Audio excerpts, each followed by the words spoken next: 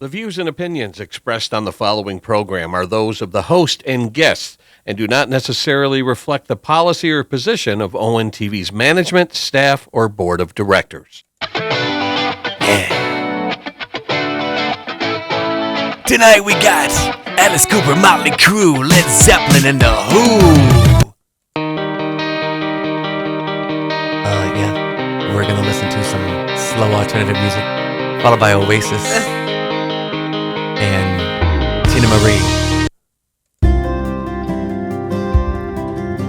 Oh, hello there, I am Phil, and this is my assistant Edith. Hello there, Edith. How are you? Hello. How are you? I am pretty fantastic. And how was your evening? My evening is going good. Not bad. Are you in a hurry? Then you need to slow the hell down. This is the announcement. Very silly. He said, "Are you in a hurry? Slow the hell down." Yeah, I think this is the right one. Give a Barry White on. Yeah, baby. Kathy is Talking new. Oh yeah, baby. You're looking kind of sexy over there. I see you just Talking new.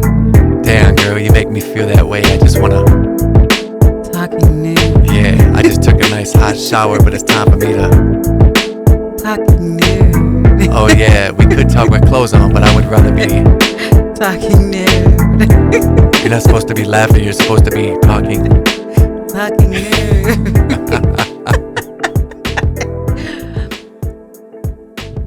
Fading out. Hello. Good evening. Hello there. I am one of your hosts, Jason, and this is my beautiful host, Jason's wife, Miss Kathy. As you stated again, A. it's Mrs. Mrs. Kathy A. How are you? Or Mrs. Kathy. Or There we go. Maybe Mrs. we'll Kathy. just go with that. Yeah, Maybe we'll that's just a little do bit easy Mrs. for me Kathy. to memorize. It's so much easier. So, how was your weekend?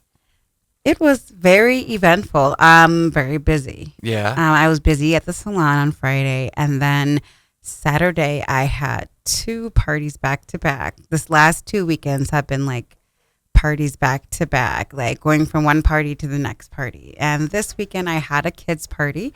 It was my really good friend Eli and Isaiah's twin girls' birthday party. Their 2-year-old birthday party. Aww. It was Little Mermaid theme. And it was at this place, I think, called Boogie or something like that in Rochester. It's like one big Boogie room. Nights, maybe? No, not at all. Not Boogie Nights. It was one big room Club that had like 54, different maybe. like things for kids to do. Okay. And basically they just sit and run around.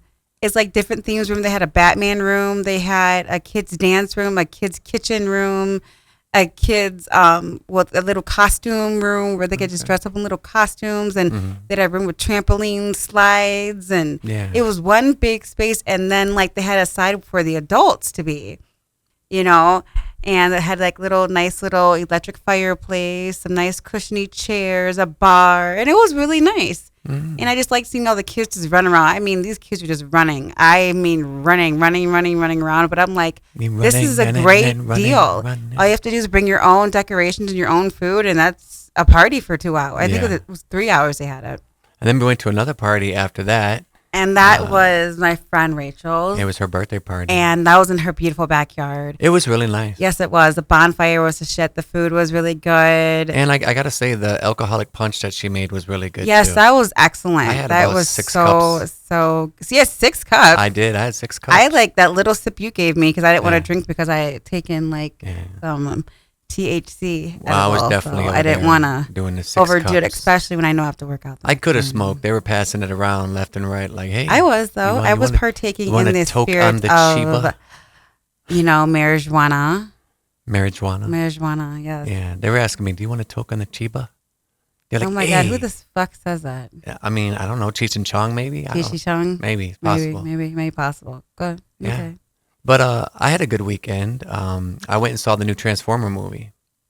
Oh yeah, you did. Oh my gosh, you guys, he was so excited about it when he came Man. back. Oh my gosh. Well, first I got to tell you, like, on the way there, I didn't think I was going to make it in time because, like, I had to do laundry and then also take care of some errands of some errands for the wife. And so while I was doing that, I'm trying to, like, hurry up, and I'm looking at my time, and I'm like, shit, do I got enough time to do this? So I go back to the laundromat, and I got there with a minute to spare, pulled this stuff out of the dryer real quick, Everything was good. Got on the way there. I felt like they should have been playing like Beethoven or something, on my way there. Like, because I was dodging in and out And of I traffic bet he trying was to get because there. his driving. Oh my gosh, you guys! I can't even imagine when he's in a rush. I don't even want to be in the car when he's in a rush. Is that why you because hold your stomach when we're driving? Yes, because you drive You'd be like a nervous. race car driver. But then she also don't want to wear her seatbelt, and I'm like, no, baby, Yes. you gotta wear your Well, seatbelt. that's because fat people they squeeze and it doesn't like hug us in the right way. Okay, but if we Any get in a fat car person accident- knows that like it's just uncomfortable. But to avoid a car accident, you should have your seatbelt on because would fat, think- skinny, or not, you yeah, definitely you're want a right, but seatbelt it's just it's not the most comfortable. It's just not. on. Yeah. It's just not. Well, trust me, I know I don't like wearing them either. I'm like bones and skeletons. So imagine holding Bones and this, skeletons. Honestly, holding the seatbelt on. it's some so bones. funny as I get older. Like as much as I look at like what society like wants people to be when it comes down to size, shape, color, stance, titles, or whatever. Right. As I get older, I don't know what it is, but I guess I'd rather be fat. I would, because I just think about like, what if you fall as you get older and there's no fat to like bounce off of? You're just fucked.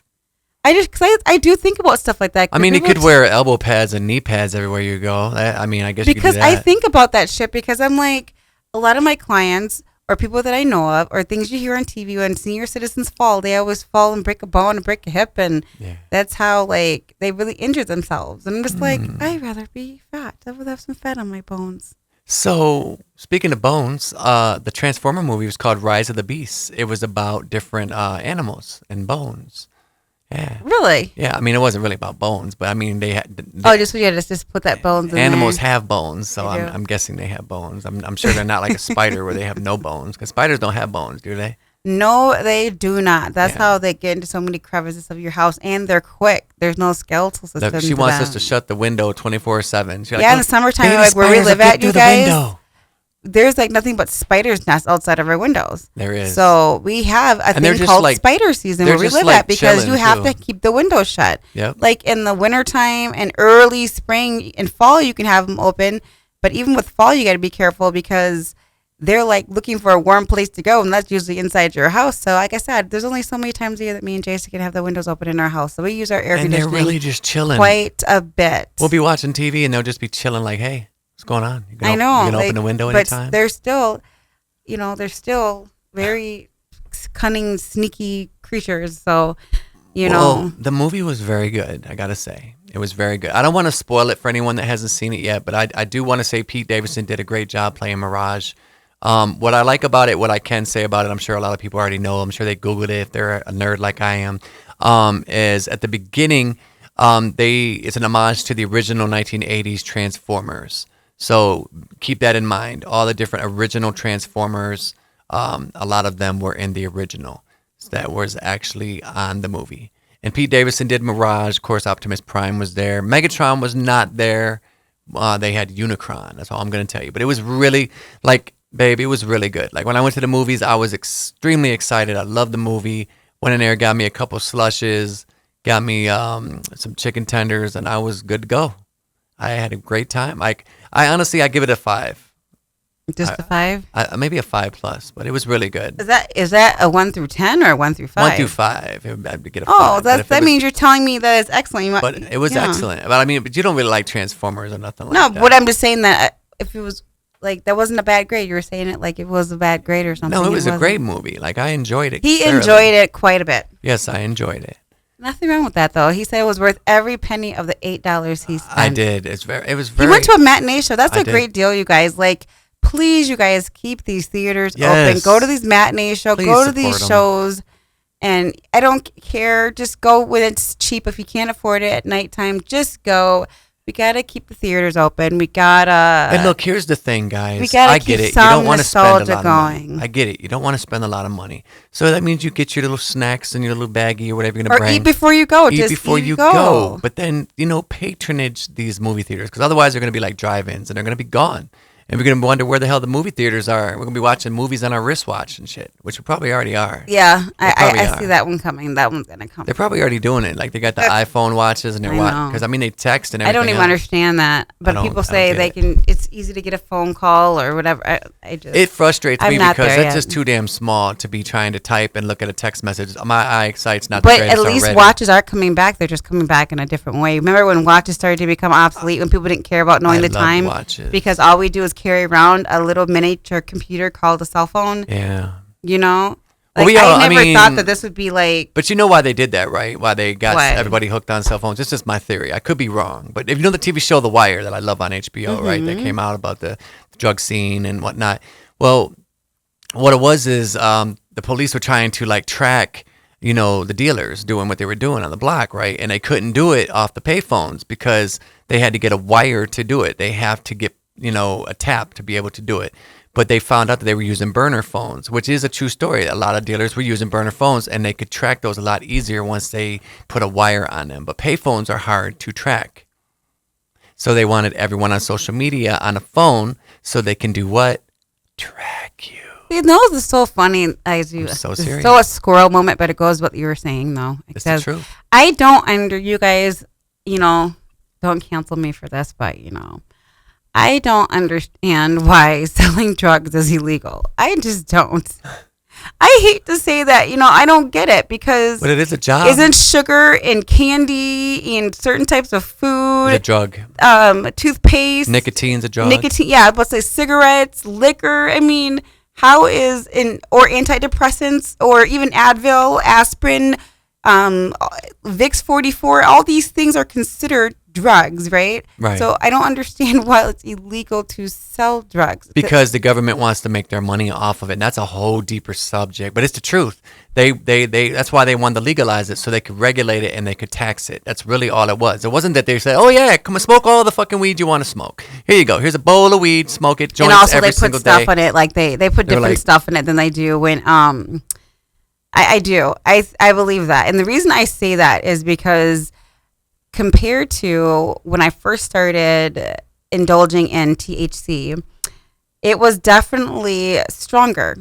Edibles were stronger, weed was stronger. Now that they've made everything legal, there's definitely a difference between dispensary weed and street weed, and whether you're putting in edibles, whether you are legal, it is a difference. They have it down to a science. They know how buzzed you're going to get. They know when the come down is. They have us now so calculated and addicted to this shit because they know how long it's going to last, all that kind of stuff. And it's sad Versus, because if like- you think about it, like, And so they have us hooked on it like they have us hooked on chips and candy and sugar. well, think about it. A lot of your drugs right now are laced. Like, I talked to a couple coworkers. They went to Electric Forest, and they were lacing the mushrooms with fentanyl. Like and then there was a bust recently. I think in Chicago, a woman got busted with a bunch of pills. They were fake pills or whatever, and she Why laced is them with everybody fentanyl. wanting to do fentanyl when it's known right now for killing people? So you want to just die? I don't think their intention is to die. I think their intention is, if they're going to say it's going to make us die, there must be some good shit. It must be that point of view. Has to be. I don't think it's that. I think they don't realize the potency of it, or But they if you're just not hearing thinking about it on the street, how potent it is, wouldn't you just not try it? You would think so, but once you're already addicted, you're past that point. You know, from an addict perspective, once you're addicted to it, it's hard to go back and stop messing with it. You know what I mean? So like, I think we're all just addicted to something. I mean, I'm addicted to sugar. I'm not gonna lie. I love sugar. I love food. I mean, y'all can already know, but No, I you love fucking spicy food. Let's call it what the fuck it is. I do, but still, it's considered food. I You be fucking eating love some spicy food. shit, like for real. I'm so serious. Like that is probably my only thing that I am like not disciplined at as I should. But as I'm getting older, because my body's changing, it's like making me be disciplined Same and here. more aware of what you put into your body. So young kids out there, teenagers, 20 somethings, like enjoy every bit of food right now. Yes, because you can actually because- digest and process it when Yes, you're younger. because as you get older, Your body slows down. oh my God, and one day you could eat peanut butter Have and a the next day fucking you allergy. cannot. You have a fucking allergy. Or And it one day you've been sucks. eating spicy food your whole life, and then now it's like, can't do it at all. Yep, you just can't fucking do it. Don't do that again. What it'd be like? Oh, didn't work. You know. Oh, there we go. That's when your body's like, I don't think so. It's time to turn around. Time to do something new. That's true. You know this thing over here called a vegetable? You know this thing over here called a piece of fruit? Oh, remember back in the day when they told you to eat your fruits and vegetables? Guess what? Now you have to. Well, a lot of people are getting fucked up too because all the chemicals and additives and preservatives are putting in the food. So it's like you got all this food, and then you're like you got all these different things on it, chemicals and fertilizer. But the thing is, you know what? You're actually very right. Do you know that food is chemicals? Yeah. But it's all about like going back to science and biology, like how you put certain chemicals together has a reaction. Chemical composition. Yeah. So I don't even think it's the food necessarily. I think it's the composition of how they're putting it together. Yeah. And when it hits everybody's human body has a different makeup. Mm-hmm. So you, for instance, you can eat all the food that you want to. No, I really can't. Yes. I'll give you a prime example. No, but I really can't. I really can't. She's lying to y'all. Don't believe the hype. He can, but it won't No. show it. Like he doesn't get fat, right? But No, I just hit inside the though of bathroom. him, My fucking inside of him won't let him at all. He No. does. He looks like the picture of health, But I'm but not he at has all. to eat like very, very particular. I eat like a fucking bird. It sucks. The way food composition hits his body is Yeah. totally different than the way mine does. I think it's because sugar has always been a thing that I've liked. You know, when I was younger, I used to eat a lot of ice cream, a lot of junk food. And as I got older, I didn't really fall out of that habit. Like as you get older, you're supposed to eat healthier, and I think I've ate worse. But I mean, the good thing is I've gotten better. I eat I've sugar, but I gotten don't better. eat like tons of sugar. I have like anybody like me, I have like fucking bad dreams when I eat bad. When I eat really badly for like that cheap week, like I call it the cheap week, y'all. We have to like budget on the groceries and Yeah. shit. Like I don't have the best dreams It during happened those with me weeks. and the meat the other day. I don't have the best dreams. When I eat healthy, I have the best rest, the best sleep, the best dreams. Yeah. So it's like I think I think that's just your body's way of telling you like this isn't good for you. You know. How did you feel when we went to Nino Salvaggio's the other Oh my day? gosh, How you did guys! sleep This was then? such a great store. It was fun. I felt really blessed for actually Jason taking me to this store. I've passed it a million times.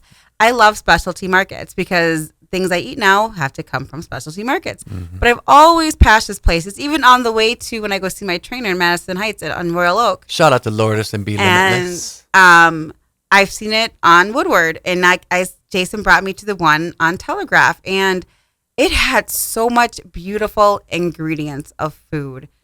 So well organized. The store smelled good, didn't have like a funky smell to it. All the produce was absolutely beautiful and well priced. It was. I got like so much food for only $60, but usually I spend like 90 at a regular commercial grocery store. So there is a difference, you guys. Check Yeah. out some of these specialty markets, even if it may come off like it's expensive. You never know. Go inside.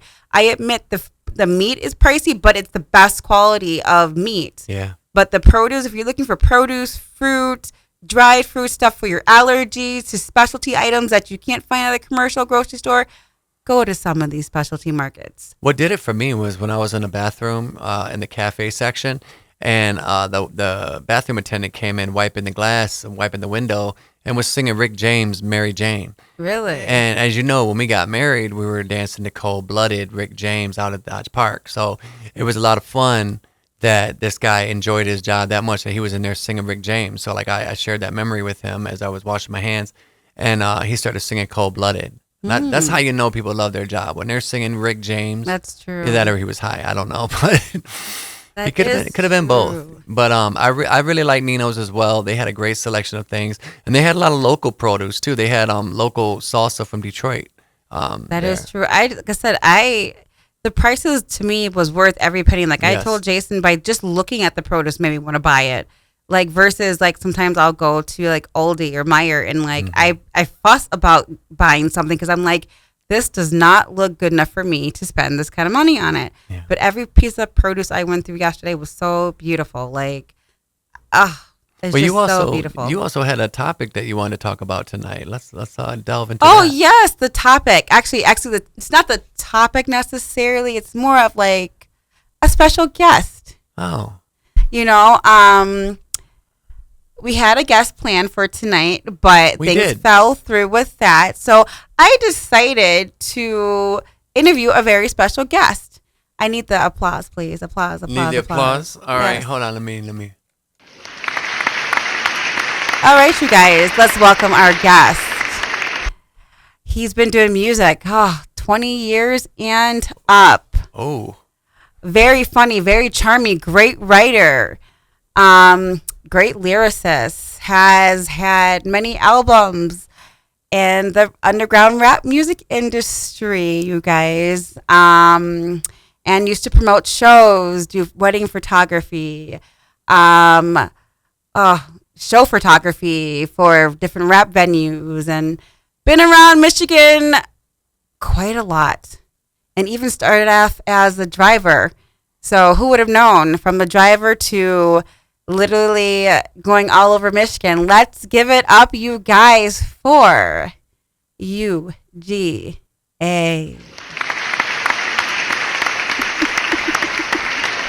Which is AKA my husband, Jason. wow. Just put me on the spot, huh? Yes, I did, honey. Yes, What's funny I is in did. the parking lot on the way here, she's like, "Oh yeah, I got a topic I want to talk about tonight." And I'm thinking like it's something else, you know. Like, I mean, so what's on your mind, dear? Well, of course, honey. We interview everybody else. We've got to interview you. Oh, okay. Okay. And tonight we're going to do the interview. I call it little banana splitty. Yeah. Yep. So, you know what? How about you tell us a little about yourself in the music industry? Wow. How much time we have? No. I've been writing music since I was probably about 11 years old. I had a lot of neighbors, a lot of kids that were, when I was a teenager, they had girlfriends and they were shy and they couldn't articulate what they were trying to say to their girlfriend. So I used to charge like $20 to write a poem or a rap and give it to them to, not propose, but, say something to their girlfriend, right? Like Valentine's Day, That whatever. is so sweet. And most of the time they couldn't do it because they couldn't articulate it and say it. So I would do it. So I would be like the middle person and be rapping. That is so sweet. And that's kind of how that started. Thank you. And that's kind of how that started. That is cute. And- yeah, that is so cute. That's like the ultimate starter beginning story for real. Like, I used to write love notes for my buddies because I couldn't articulate to their girlfriend. They couldn't. That is the ultimate great story of stardom. That is beautiful. That is great. Like, seriously, that is the ultimate great story. Okay. So yeah, that took off from there. And then, my mother raised me till I was 13 years old. Unfortunately, she passed away. And so I was still writing and I was kind of getting into hip hop around then. I was going through a metal phase at first. And I used to go through a lot of like rock and roll and classic rock and metal. But in the back of my mind, hip hop was always there. I know what it is that you like about hip hop. What is that? When it comes down to it, because you said you started off with metal, you liked music. Because when I think of hip hop, Mm-hmm. no matter what the lyrics are, but if you just close your eyes and just listen to like the person rapping or saying the words plus the beat, Yeah. it's all about feeling that energy. And what I get from hip hop is aggression. You like music with an aggression.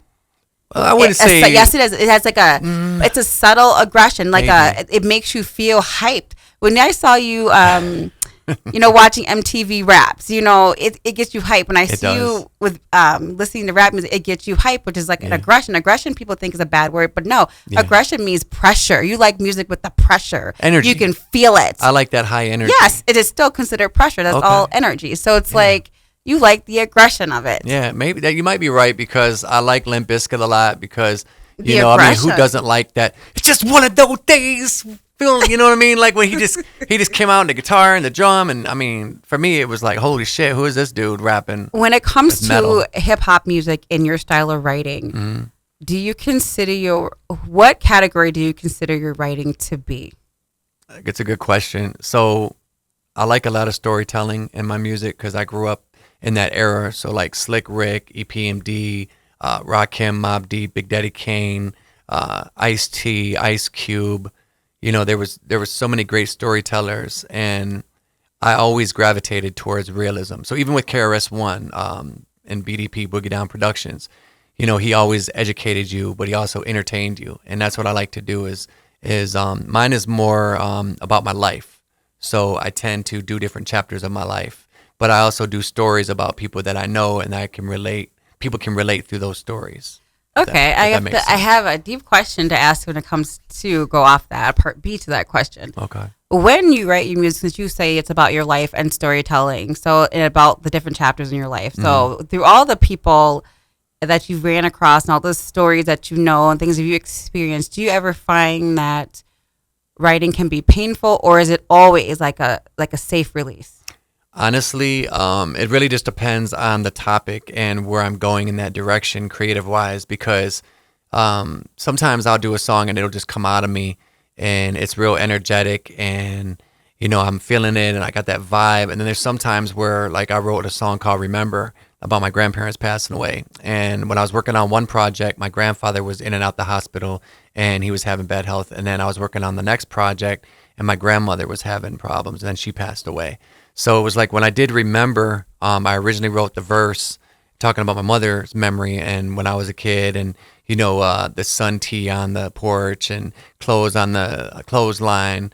And then I didn't come back to that for like, what was it, like a year? I think I came back to it. And you can't always come back to it. Sometimes once you lose that vibe or that zone, that pocket that you're in, it's like a pool player. You get in that pocket to make that perfect shot. And sometimes you can get back to it and sometimes you can't. For some reason, when my grandfather and then my grandmother passed, it was like I remembered them so strongly that it was like I was able to get back in that pocket and write about how I felt. So for me, that song was very cathartic, I think is the right word I want to say, like a release, but it was also painful because there was a lot of good times, but there was a lot of sad times. So it really just depends. Like I did a song called Frustrated, and at the time I was dating someone and it was a very topsy-turvy relationship. And when we were working on the song, I wanted like a Columbine kind of vibe to it where there was like total chaos and anarchy and you hear kids screaming in a school because that's how I was feeling at the time when I wrote it. I was very angry. I was very frustrated. And so it just really just depends on what I'm feeling at that moment, the direction, the creative. Like even the song that me and you did, that came with, there was a producer, shout out to Downbeats, and he gave me this beat and was like, hey man, see what you can do with this, And I will have to cut it in and say, you artists out there, who do this shit, I give it to you because that was not fun to me. I recorded a song with my husband and that would be the last song. And it's so funny because me and him do like little rhymes and stuff at home and we come up with little songs at home, but to sit and put that into the studio and sounds and all this stuff, you guys, I have to give it to you. Like that's not fun, but you guys make it look fun. Like you guys make it look so fun. Like I see how like you can create an album and it starts off like the process. I see you do like, you'll do maybe like one sentence or you'll come up with an idea and then you go off that and then you find the right beat to it. And then when you go in the studio, it's one thing, you know how to do your little ad-libs and this and what sounds right. I'm just like, what? Like it looks so interesting, but to actually get in there and do it, no, that was so not fun for me. Like not at all. So I have to give it to you, artists. Like, but do your thing. For someone who didn't enjoy it though, you did a really flawless job of it. It's just as hard. There we go. It's like not. It's hard, you guys. There we go. Give it up to the artists. Seriously, what they do is not easy shit. It is not. Thank you for that applause, because it's the truth. Like, it is not easy. Seriously. But what I liked about the song is, as you know, when I was working on the project, I almost didn't finish the project, and I kind of got like stumped a little bit. But it was just funny how we were at home, doing a little lost into it. But it was like doing that in the studio. Oh my God, like that was crazy. Shout out to Burt Blaze too, man. Yeah, yes, very much. Not only did now he come out, I think he's in California now. Yeah, shout out to Burt Blaze, man. I remember when he came out and did his thing. He showed him mad love. This is true. Of course, I've got some more questions for you. Do you? Yes, I do. Of course. What is your favorite thing about being on stage? Honestly, so I used to be, as a kid, I was really shy, but I wasn't shy around people. But if you put me on a stage, I was shy. But if you put me on stage, I was shy. But I remember my earliest recollection of being in front of a crowd. I was in a Christmas parade dressed up as a gift in Rochester, I think it was. And I was a little scared then. I remember I was a little scared because there were so many people. But I remember the first time I got on stage was in high school. I was a freshman and I did drama class. And when I got on stage and was doing school plays like Antigone, Don't Drink the Water, I just loved it. And something about when I got up there, it just felt comfortable, like the energy. Which to backtrack a little bit, before my mother passed, actually after she passed, I used to draw pictures of myself on stage performing with a DJ behind me scratching on a turntable with camera lights on me.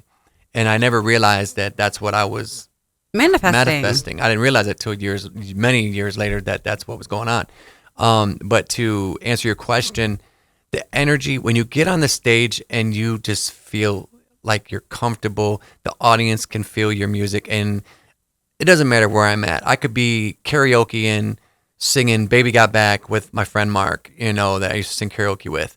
And I'm going to make those 15, 20 people or 5 people feel it. Or if it's 10,000 people, they're going to get out there, and I guarantee you the majority is going to feel it because I like to have the crowd participate. So for me, when I get on that stage, that's and really... he gives no fucks. Right, guys. I don't give no fuck. He gives no fucks. Like, he... Because you can't. When you get out there, you got to go for the gusto. You got to, be willing to jump out on that stage. You got to be out there and be your best and have fun with it and just connect with that audience. And I think that's, for me, it's the connection. It's the energy and the connection that I get when I get up there. Because I've seen so many artists perform, and sometimes you'll see them and you can tell that they're very shy, stage shy. Like there was an artist one time I was at a club and this guy was rapping, and he couldn't have been no more, maybe 22, 23. And he was rapping to the side, looking towards the wall, like how Jim Morrison used to do in The Doors. Like he was really shy. He didn't want to look at the audience. And I told him during intermission, I was like, bro, you actually sounded pretty good from what I could hear, but you need to project to the audience and look at the audience, connect. This is true. Okay. That actually branches off to my next question. Did that answer it pretty good? Yes, All very right. much. Do you think that when somebody's got it? From your experience of being in this industry all these years. Now, I would say a lot more yes. In the beginning, not so much, because you're still kind of finding your way and you're working your way, maneuvering, figuring things out. You're like myself, I was learning how to, do different things, from promoting to performing to writing to booking these artists, and they have to have a certain thing that draws me to them. So, for example, you and we were at a bar in Lansing, and I remember there was a guy performing, and he was one of the few that was rapping without his background vocals. And that's a lot of things that artists do it's one of my biggest pet peeves. Like, if I want to see someone lip sync their stuff, then I'm not going to go to their show. I really don't want to see people lip sync. It's just not professional to me. But I want to hear them. And I remember I was getting a drink at the bar, and something made me want to hear this guy. Was it Drag One? I think his name was Drag One. Dagda. No, it wasn't Dagda. No, oh my gosh, I think it was Drag One. Yeah, I think it was Drag One. Shout out to him. And what drew me to him is he was reciting his music, and he didn't have the background vocals controlling over his voice. So you actually heard his vocals. So it actually made me stop when I got my drink, and I literally walked up and watched him perform. And you can hear it. When you feel what they're saying and you can hear it and you can feel it, for me, that's when you know they got it. Like, for example, I got a coworker, Tone Gotti, that we've had on the show. He's got it. Very much. Without a doubt. Yeah, he's got it. He's got very it. humble, very professional. He's got the charisma. He's got the business sense. He Yep. just needs a little tweaking in the marketing. Once he gets that, he'll be good to go. He's got a good camp that he's working with. Shout out to Royal Mitten doing their thing. And him as a product, he's Yes. believable. He's believable because he's very writing. believable. He's writing from his life. He's writing from his relationships. He's writing from his perspective And of he's life. found his sound, and he's comfortable in his sound. He's not trying to be somebody else. And another thing, he doesn't use a lot of auto tune. He uses a little bit enough to tweak his voice on the vocals, but not. He doesn't overdo it. That's true. And I That's hate auto very, tune. very true. Yeah. Okay. Still on the music. Okay. What would be your ultimate job?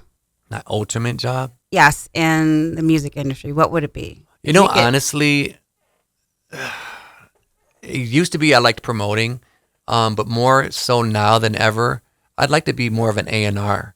like an A&R that could direct artists and help establish their place in the industry.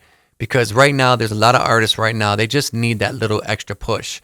Or even if I could be like a coach, like an A&R coach or something, you know, like a not a life coach, but like a music coach, someone that actually cares about the artist enough to give them that tough love, but that criticism, and not be a yes man.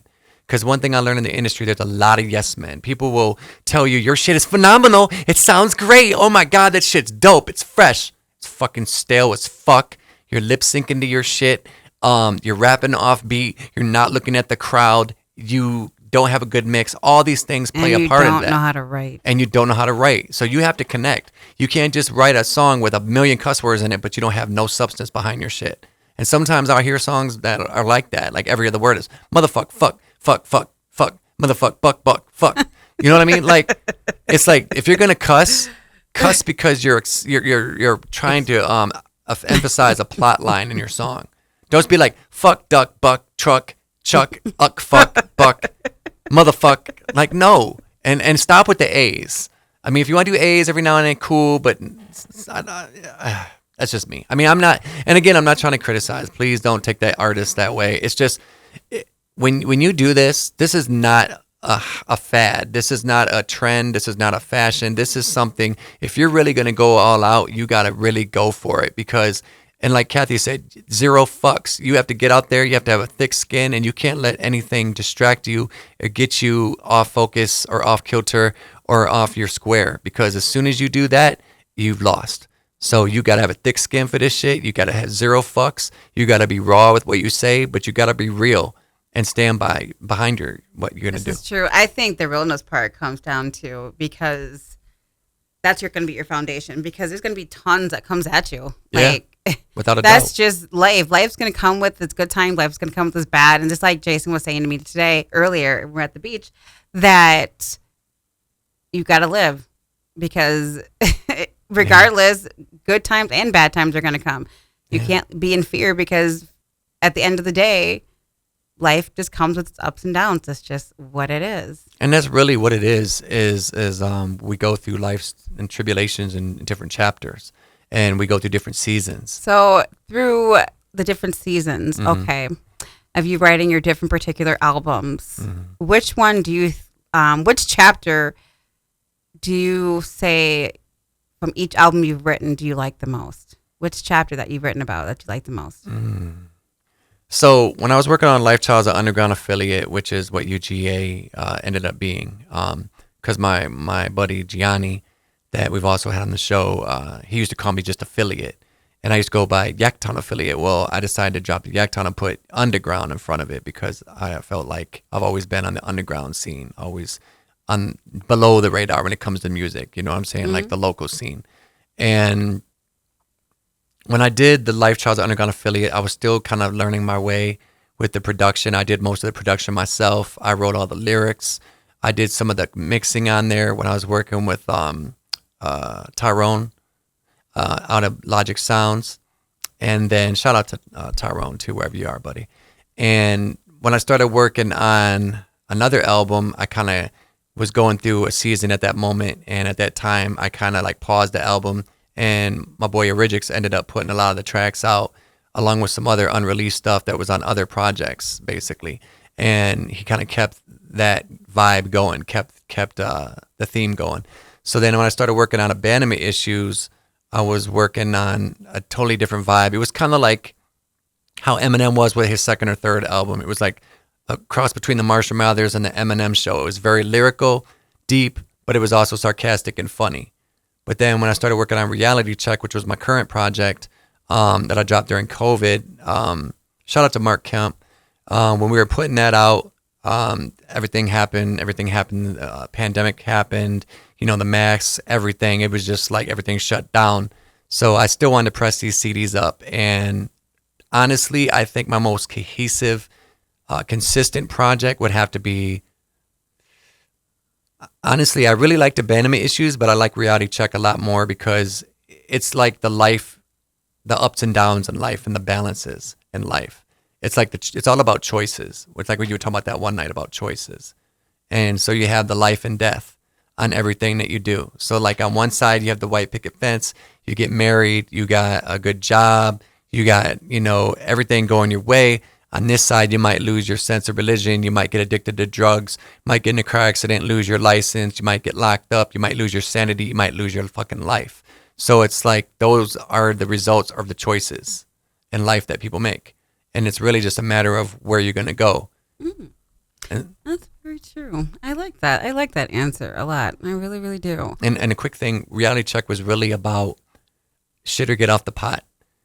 If you stay in one spot and don't live life, you stay mentally, physically, and spiritually stagnant if you don't move.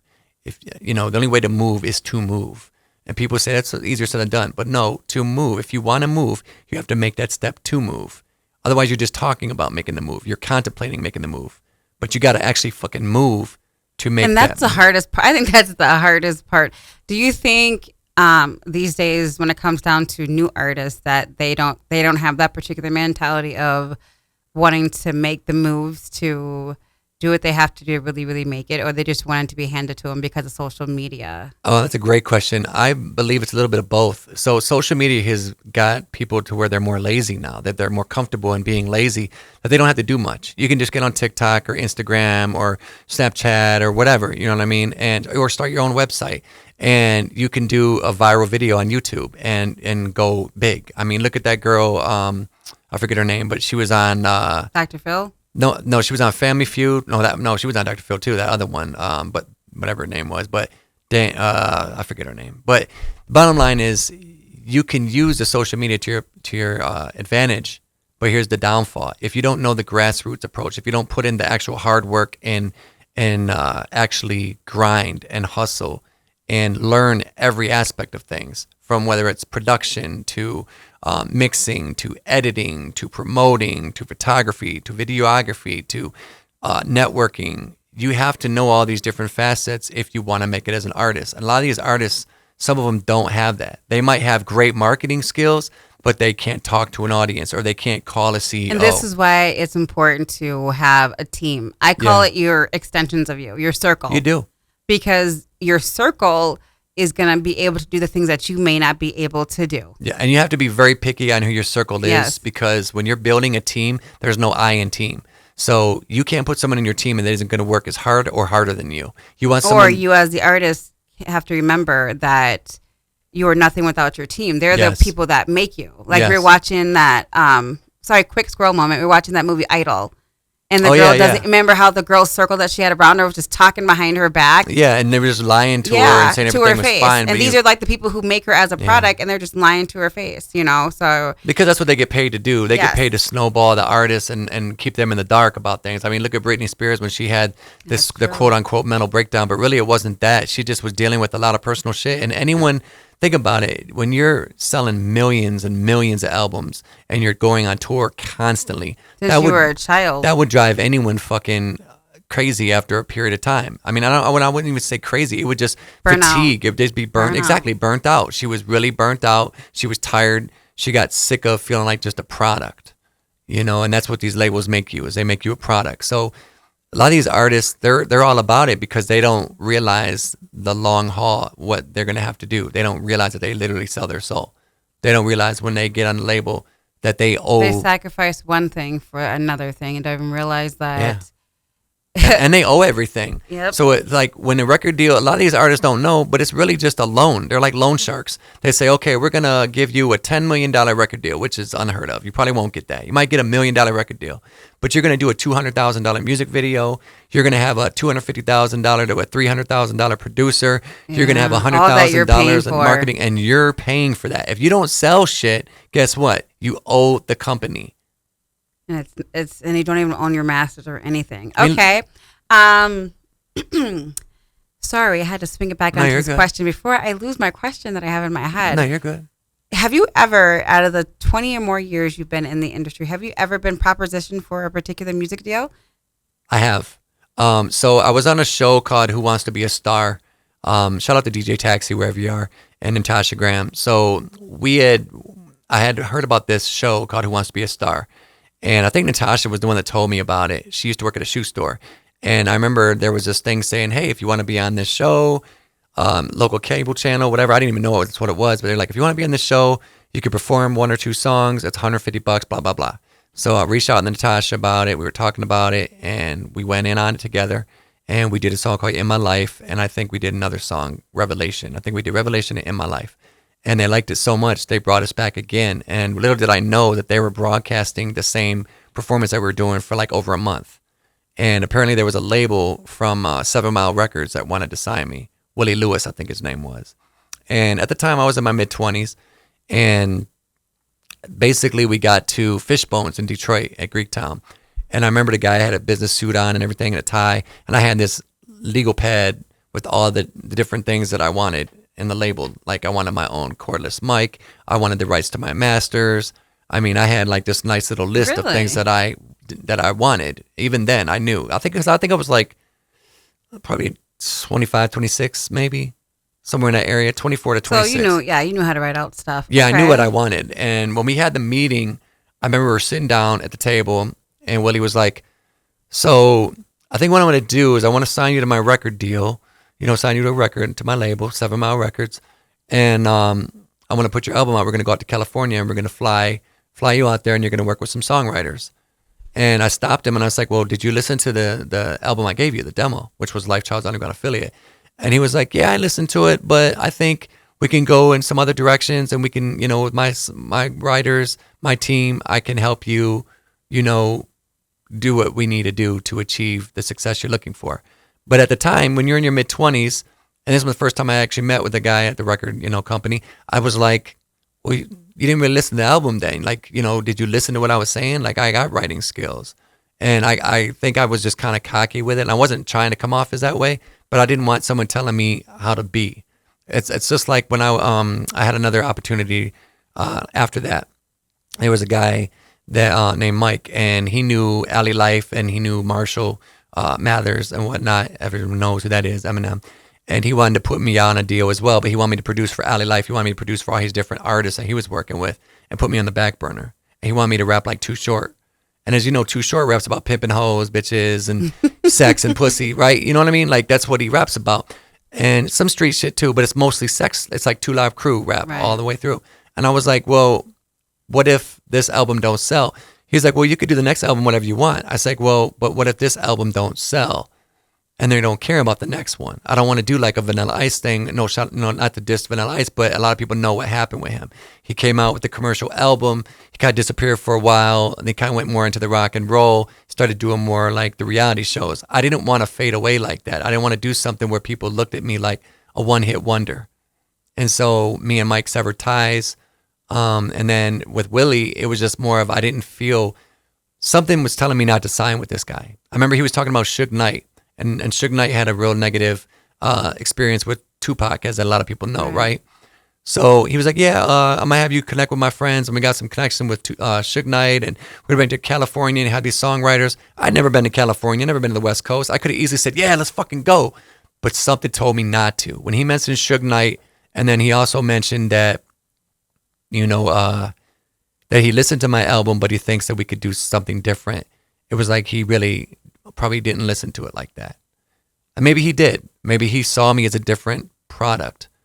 And I guess then I wasn't. That's a lot of times to be propositioned, though. Yeah, I wasn't trying.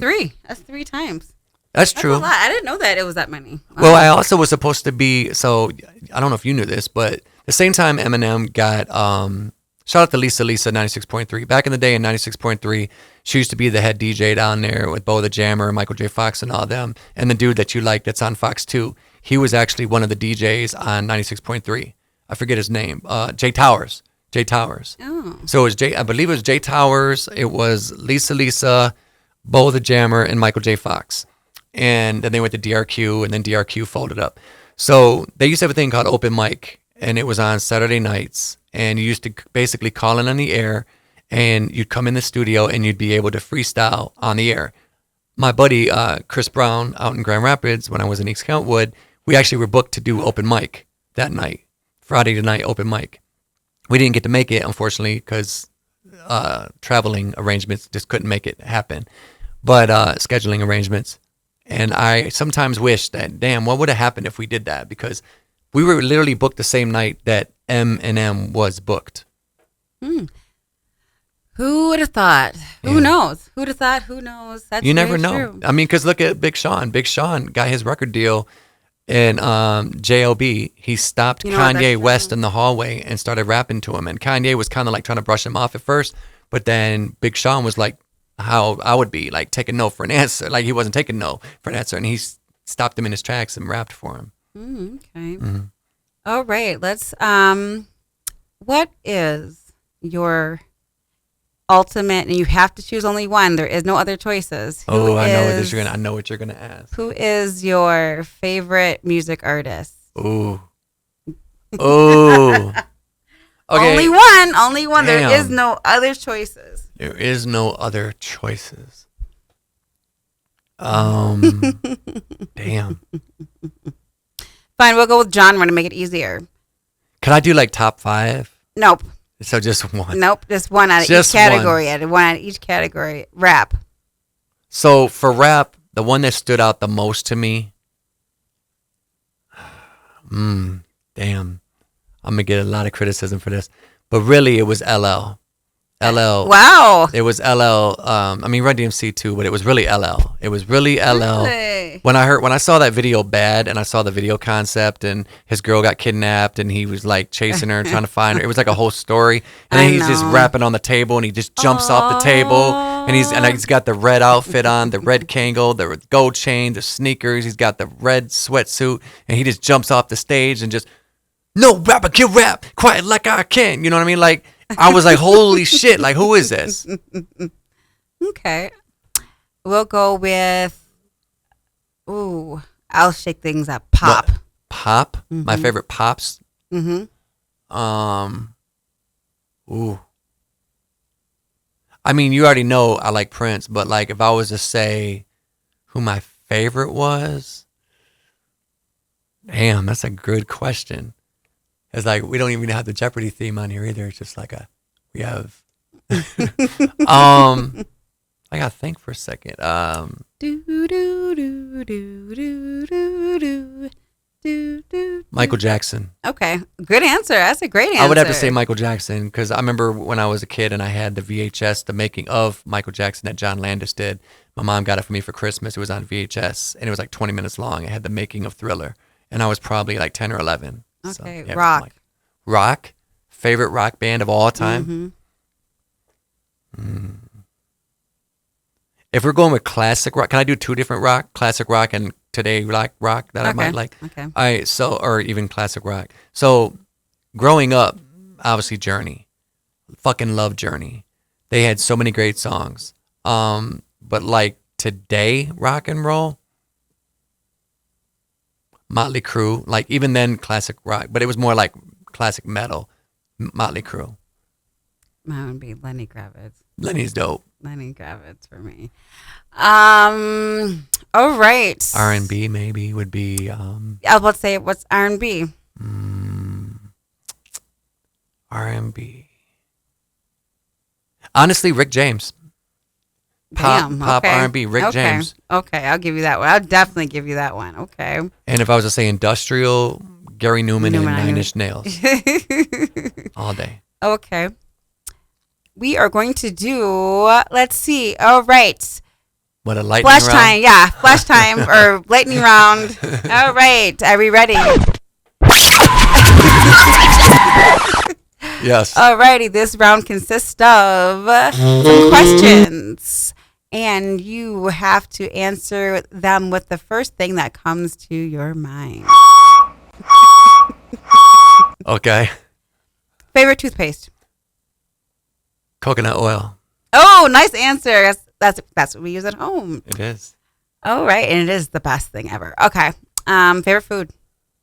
Italian. Cheese or sour cream? Sour cream.